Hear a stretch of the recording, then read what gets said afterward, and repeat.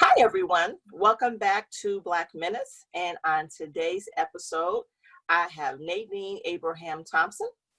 Using her training as a social worker, family therapist, and educator, and her expertise in building successful businesses, she combined her two passions, empowering on a global basis and supporting socially responsible business practices.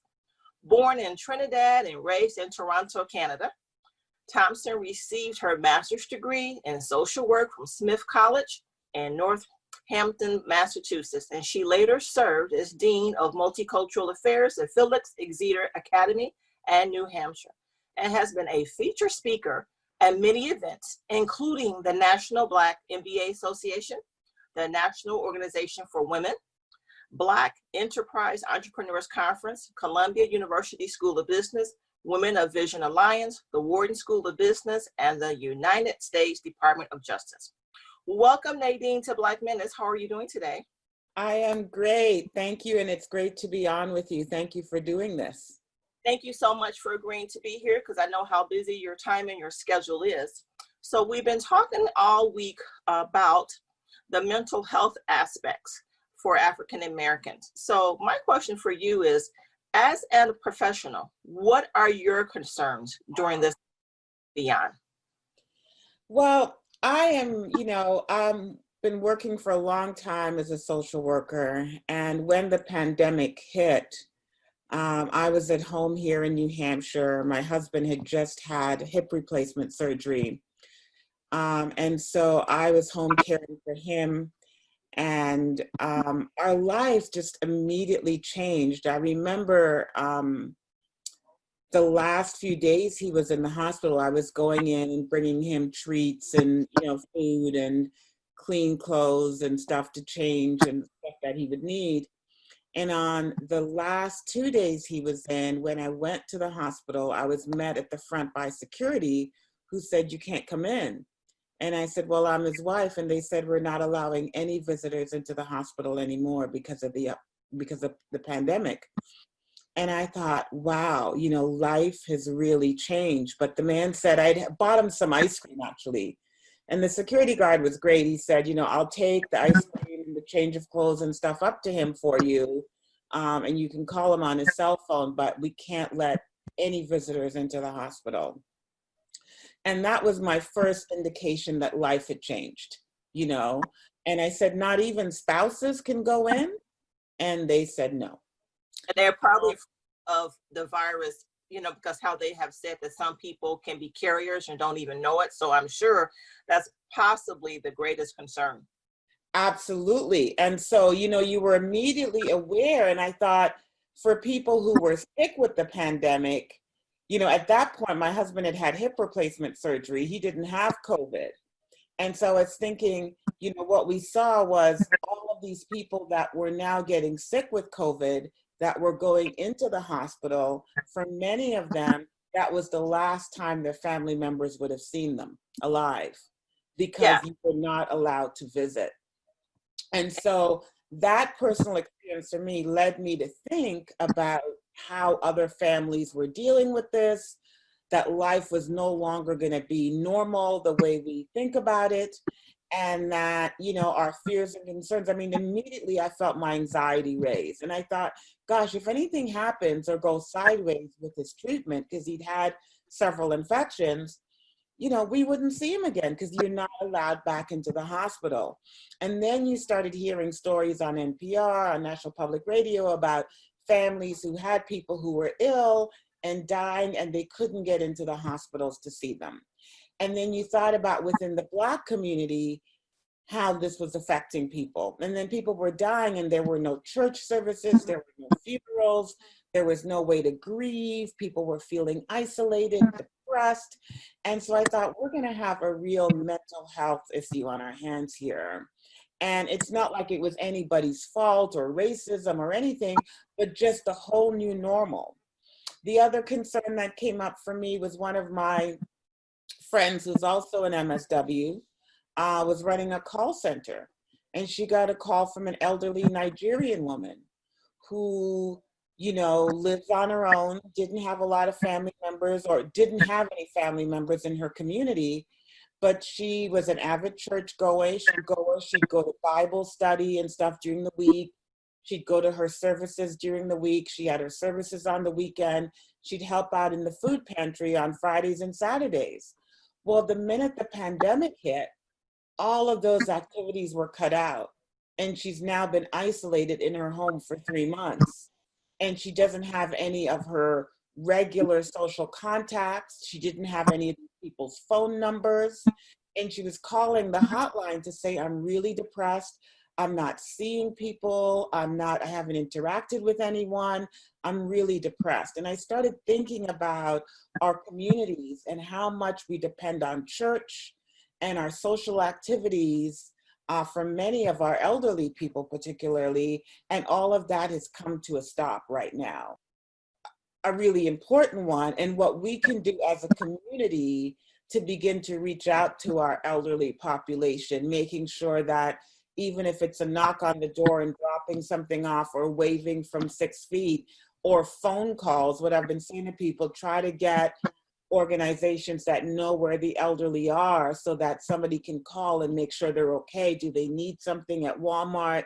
Can you, in our community here of young people are going to Walmart and creating, community Walmart shopping sprees where you can put on a list and say, these are the things I need. People can buy it and you can leave the money in an envelope and leave the package at the door. But doing things to get people connected again, I think is so important. Question for you. I agree with everything you said, and I made a note of trauma. Also, what came to my mind was anxiety and stress in addition to the isolation. So with everything that we've been seeing during this pandemic, would you say this is also a sort of a kind of trauma? Mm-hmm. It is. It's definitely a trauma. And what is happening in the world today is very traumatizing. I mean, when you look at the deaths around the world, there's, I think, been 354,000 as of last night. 100,000, which is a third of them, have been in the United States. A large percentage of them have been African American. So people are scared and traumatized. And then you have that right now we have rioting going on in Minneapolis and Kentucky.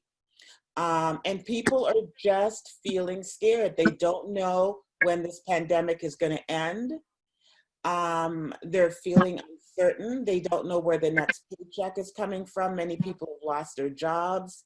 And so people are feeling traumatized. There's a lack of leadership around. So people don't know where to get their questions answered. It's just a scary, traumatic time. And I don't think we have a lot of community-based help because organizations aren't functioning the way they normally function, So it's tough. It's very tough. I know that with one of the members from our church who's had some health challenges, what we have been doing is we will call her up several times during the week, number one, to check in on her, and two, to make certain that she has enough food and other provisions that she needs. And if there's something that she's in need of, we just go out, buy it for her, bring it by her home. We don't go inside the home. She knows. We'll just phone her and say, hey, we've just pulled up. We'll just bring it to the door, and leave it there. And I think, like you said, we need to do more in terms of helping one another to build that bridge within our own community. Now, when it comes down to the trauma and anxiety and the stress of all that, what are some things you would recommend that we can do within our community to help alleviate some of that tension and stress? Well, I think people have to, first of all, try to get sleep. I mean, that's important. I have a little list here. I think it's important to, think about getting enough rest and getting enough sleep. Trying to establish a routine in your day so that the days don't just feed into each other, because that is very traumatizing and very scary, because many of us get up and you don't even know what day it is. Is it Tuesday? Is it Wednesday? Because all the days are beginning to blend in. making sure that you're getting your prescriptions filled, making sure that you reach out to your doctors if you have appointments. I think just the process of calling the doctor's office and making sure that you do that check-in, even though you're not going, there's telehealth now, to make sure that you're checking in if you have any medical concerns. The medical industry is very concerned that people are not checking in, people are not coming in for their regular appointments, and so people are going to become very sick. If you've got high blood pressure or heart disease or anything and you're not getting your normal medical attention, it's just going to get worse. People are not going to the ER because they're scared. And I want to encourage people, if you're not feeling well, to do what you would have done before. Call the doctor or get to the ER. They're prepared now to take care of people. And so you don't want to stay isolated in your house because you're scared to go out and die from a heart attack or a stroke because you're scared you're going to go out and get COVID. You know, so it's really important for people to continue to do what they normally do, establish a routine. A lot of health insurance companies are waiving copays for mental health. I suggest to people who have health insurance, look on the back of their card, email or call their health insurance providers, see if they have mental health coverage. Sometimes you have 8 or 10 sessions. Many of them are waiving the copay because they know people are isolated and providing telehealth. So call if you need support because you're isolated, having that check-in once a week with a mental health provider just to have someone ask you how you're doing, where you can check in to make sure you're okay. And if you have any pre-existing mental health conditions like anxiety or bipolar disorder or depression or any, any mental health issues, you really want to make sure that you're checking in with your therapist and you're checking in with the mental health provider, because the isolation and being in the house can really worsen it. Yeah. People need to make sure they're taking their meds. People are not going out and get their prescriptions refilled. All pharmacies now, you can do it over the phone. You can call it in and then drive through the drive-through and pick it up. So there's no reason to not be getting your medications. And like I said, there are people who are disabled. There's the elderly that we really need to pay attention to in our communities. We have to figure out a way to make sure that they're not locked in and not taken care of. So Yeah. we need to do more. Pharmacies, I'm in Illinois, and I know that Illinois and several other states with places such as like CVS, you don't even have to drive there to pick up your medication. They will drive it to you. There may be a nominal charge, I believe, maybe $5 or something like that, but in some cases it may not be anything. But what they have shared with me at our local CVS is that, Nisi, you don't even have to come in. We will just drive it to you. And when you think about that, they're really preferring that you just let them come to you versus you come to them. And they don't have to come inside. They can just, put it on your porch or whatever, and you can just pick it up. And you're right, we still have to take our medications, especially if you have a chronic illness. So when you mention hypertension, if you know that you got a problem with high blood pressure, now is not the time to forgo your medication. Because they say hypertension is a silent killer. So that can lead to heart attack or stroke. So we need to be on it. Also, too, if you're diabetic, now is not the time to run out of your testing supply. Yeah, they said one in 4 people with diabetes 1 in 4 diabetics who've gotten COVID have died. So, it's really important that people stay on track, keep in touch with their doctors, and stay on their medications. You cannot afford not to do it. But one of the things that I'm concerned about, there's a lot of delivery options, and I think that's great. I think what you're saying is excellent and great, especially for the elderly who can't get out and get their prescriptions. But people need to get out of their house and go for a walk. Put on your mask, and get out and get some exercise, get some vitamin D. A lot of Black folks are vitamin D deficient. And so this is the summertime. We're really fortunate with that. You can put on your mask. You can go out go to the pharmacy, make sure you got your mask on, pick up what you need to pick up, or just go for a walk with the kids or go for a walk by yourself. But the fresh air and the exercise is going to help you to feel a little bit better, get your thoughts, get you thinking clearly, breathing a lot better. But getting out and doing some stuff outside is going to make a big difference for people. So yes, getting things delivered is really important because you're helping flatten the curve and flatten the spread, and you're not going in and being exposed to a ton of people in a pharmacy who may be potentially sick. That's great. But I think for other things, it might not be a bad idea to take a walk and pick up something that you need. Just take a walk around your block, but with your mask on. This morning, I was looking for it. I was going through my email, the news, and I believe it was Politico that they talked about where they had done a survey and they're doing a survey. And one of the things was about masks. And they were saying how people are even afraid to leave their homes to just go out for a jog or walk because they deem it's unsafe. And so what they explained was, if you're going for a jog or a walk, and where you're jogging or walking is not heavily populated and there's plenty of spacing for social distancing and there's no hardly anybody there, it's fine, to be out there without your mask. But if you're in very, very tight space, that's the difference. Definitely you need to wear your mask. So when I go walking, I'll take my dog for a walk. I tend to go out at a time when there's, less traffic out there with her to get in and to get out.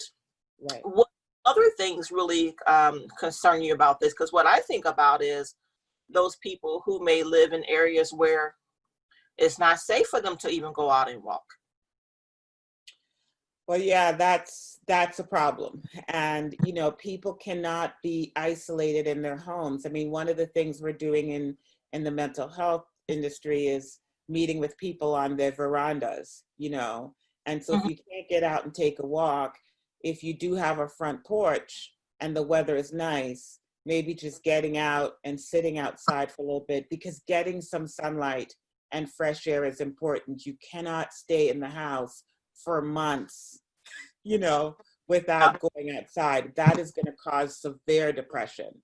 So I think even if you get a chair and put it on the front porch or front lawn, and you go out and sit out for 20-minute intervals. I think they said 20 minutes of sunlight is enough to get a good dose of vitamin D.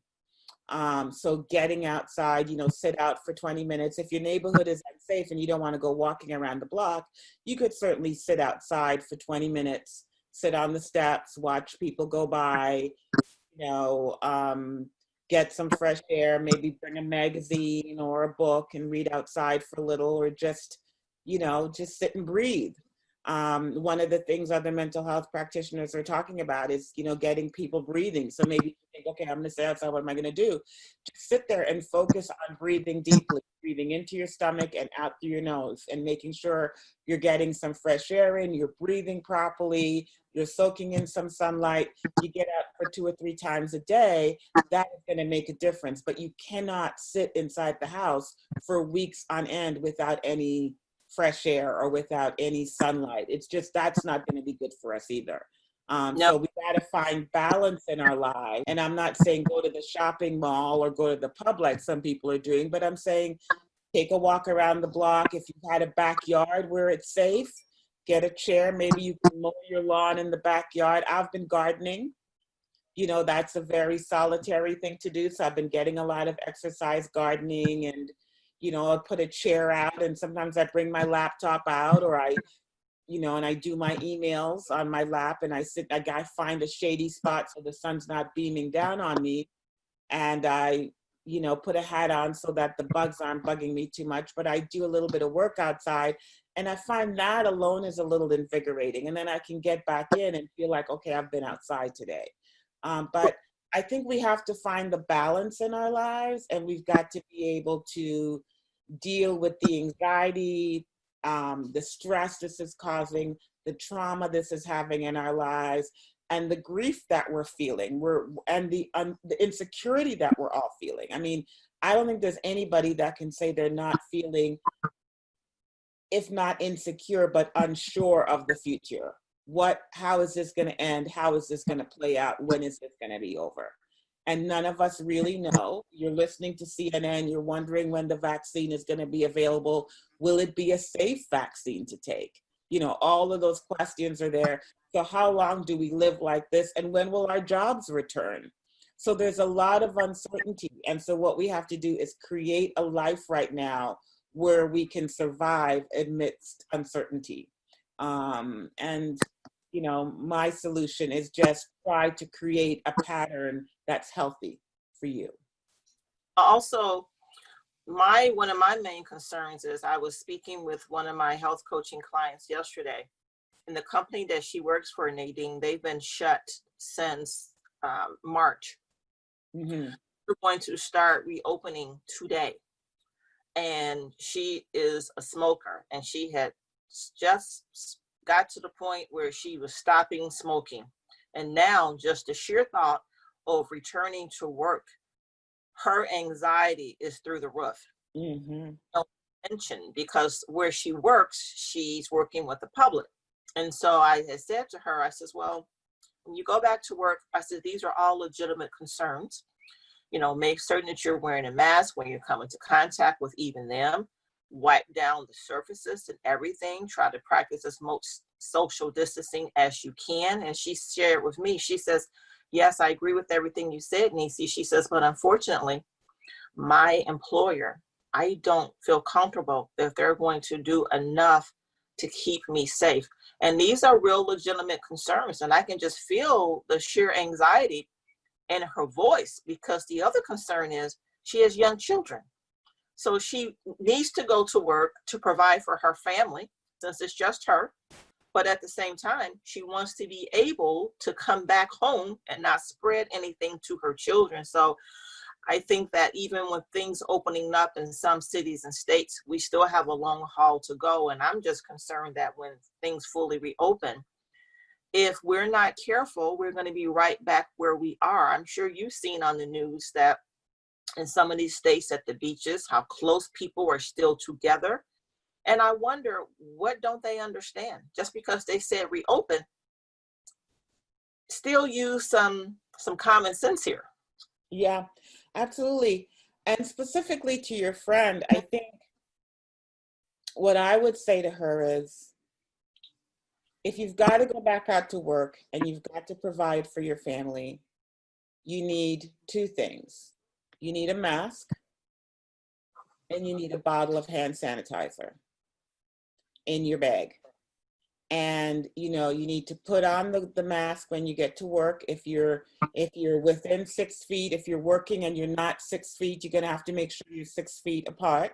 So you're gonna wanna do that. And you're going to want to make sure that you're constantly sanitizing your hands throughout the day. If you're touching objects that other people have touched, like the photocopy machine or door handles, you know, common areas where people may have, you know, they have the sniffles and they're not thinking about it, you know, and they touch their face and they have COVID and they touch, you know, the coffee pot. So if you've got your bottle of hand sanitizer and you're using it every time you get up from your desk, you use your hand sanitizer. When you sit back down, you use your hand sanitizer. You're cutting off the contact, you know, the germs on your hands from you putting it on your face and Yes. wearing your mask. I mean, what I heard you say is important, which is, what is my employer doing to protect me and to keep me safe? There's only so much that employer can do.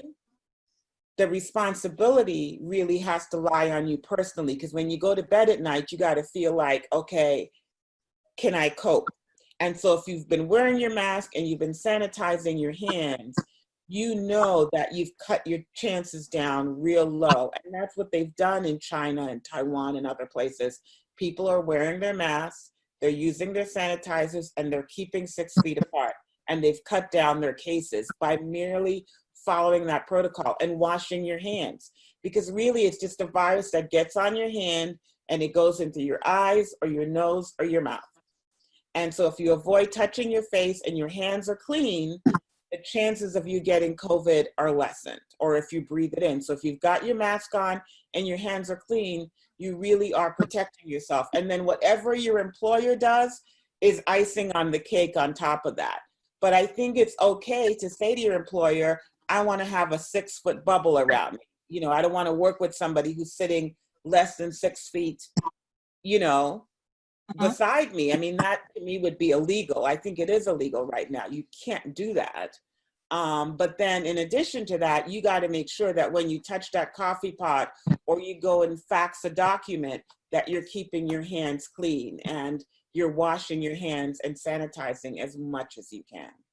Absolutely. She works in the ophthalmologist's office. And so just your thing of checking the ocular pressure, the fitting of the glasses and all that up close in person. And like you just said, you still have to, you know, number one, in this case, definitely need to be wearing gloves. Wipe down everything. Now, other question for you. Are there any calming apps that you would recommend that people can download on their phone or anything like that? Because the one thing that I'm concerned about is the amount of television that people are consuming. Because if you're looking at the same thing all the time, doom and gloom, doom and gloom, doom and gloom, that stuff starts coming through you, filtering through you, and that's not a good feeling. That's more stress. And now your blood pressure is rising. Other things are happening. Yeah. I would love to put together a list of apps for you. I know of a few. I use one on my watch, my iWatch, my Apple Watch for breathing that I find is really, really good. I love it. And it reminds me to breathe and it reminds me to move. So when I've been sitting watching too much Netflix, it dings me and it says, Nadine, it's time to get up and move around for a couple minutes. And I would suggest to people to get a similar app for their phones if they can. And if they have an iPhone, to use that app. I could put together a list of apps for you that maybe we can put up on your website or something. But there are a lot of great apps for meditation. I mean, they can just go on and Google meditation apps, and there are a ton of good ones. But I would suggest breathing apps and meditation apps are good. And a lot of the health apps are good. The ones that, you know, really encourage you to walk. And if people have an Apple Watch, or they can get one of those Fitbit bands, if people can afford to buy themselves something at this time, if you don't want to get an Apple Watch, you can get the Fitbit. But getting that and putting it even on a minor program that reminds you to move.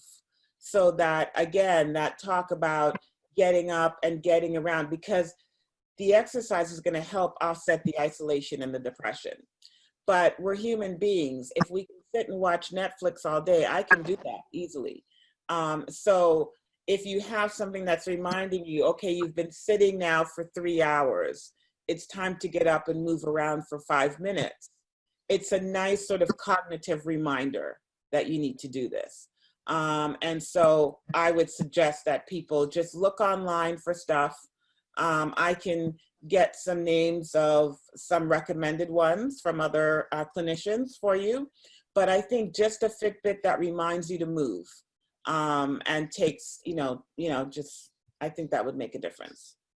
That's fine. And what I'll do is, once I receive that from you, it will be on the website on your page where people learn more about you and how to reach you. So Nadine, you have is there anything else you would like to share with us? If you have any books coming out, or if you have a way for people to contact you, go ahead and let us know. Okay, well, I can put in a little plug for my company, which is called Soul Purpose. And they can see it at soulpurpose.com, and it's SOULPURPOSE. And you can also reach me at Nadine Thompson, which is NADINE Thompson at soulpurpose.com. And interestingly enough, in the last year, we launched a line of CBD products, which are available on the Soul Purpose site. And CBD is extraordinary for helping people just relax, and I think that, we've got a wonderful CBD candle, which is just really great. I suggest to people they can light it and the smell is great. We've got a lavender mint, a rose, and then it's a massage oil candle. So when it melts, you can massage it into your hands and feet and the back of your neck. And it just really goes a long way with helping you to relax. So some of those little sort of herbal home treatments, I think, can really be nice at this time. You don't want to go on meds because you're feeling isolated and depressed, but something like CBD at this point, whether you're using it, we have perfumes and roll-ons with CBD in it that can be very helpful at this time. And so I suggest people go to the site and take a look at it. And read up about it, read about the products. We have more lifestyle products, so candles and lipsticks and roll-on massage oils and butters with CBD in it that can be very, very helpful at this time. So if people would like to go on and read a little bit more about me and Soul Purpose and what I'm doing and the products, it would be great. Thank you so much for your time today. Be blessed. Thank you. You too. Bye-bye.